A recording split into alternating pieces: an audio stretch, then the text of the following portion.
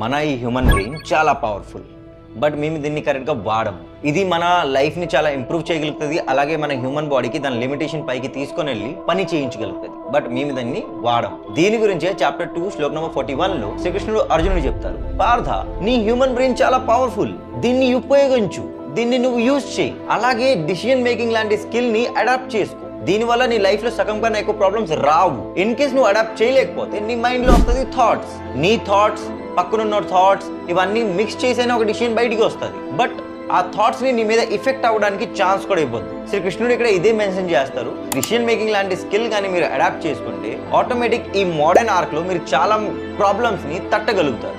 దీని గురించి శ్లోకంలో శ్రీకృష్ణుడు ముందుకు ఏం చెప్తారంటే, వ్యవసాయాత్మికా బుద్ధి ఏకేహ కురు నందన బహుశాఖాహ్యనంతాశ్చ బుద్ధ్యో